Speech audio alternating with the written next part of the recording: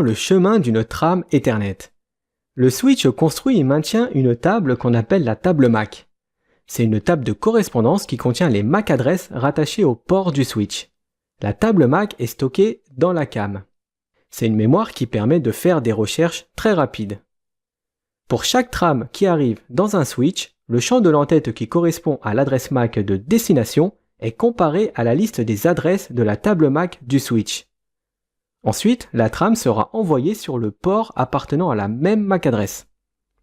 Le switch maintient à jour sa table MAC en analysant les trames qui viennent des autres périphériques. Quand une trame arrive, il note la MAC adresse source avec le numéro de port d'où il vient. Pour mieux comprendre, nous allons voir le processus complet d'une trame.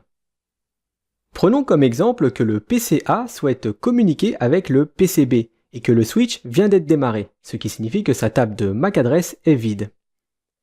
Dans le champ adresse source de la trame sera inscrit l'adresse MAC du PCA et dans la destination ce sera l'adresse MAC du PCB.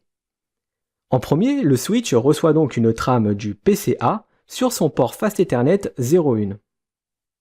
Comme la table de MAC adresse du switch est vide, il en profite pour y mettre l'adresse source de la trame avec le port où il l'a reçue. Ensuite, le switch vérifie sa table pour trouver une correspondance avec l'adresse MAC de destination de la trame qu'il reçoit. Comme l'adresse de destination du PCB n'est pas connue de sa table, il envoie donc la trame à tous ses ports à l'exception du port sur lequel il l'a reçue. Dans ce cas, on dit qu'il inonde le réseau ou bien qu'il floute le réseau pour savoir à qui est destinée la trame.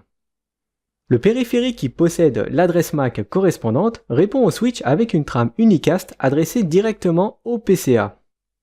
Comme cette trame traverse le switch, il en profite aussi pour inscrire l'adresse MAC source de cette trame dans sa table MAC avec le numéro de port qui correspond.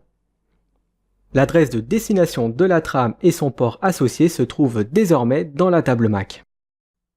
Maintenant, le switch, il sait que pour joindre l'adresse MAC du PCA, il faudra passer par le port 01 et que pour joindre le PCB, ça sera par le port 03.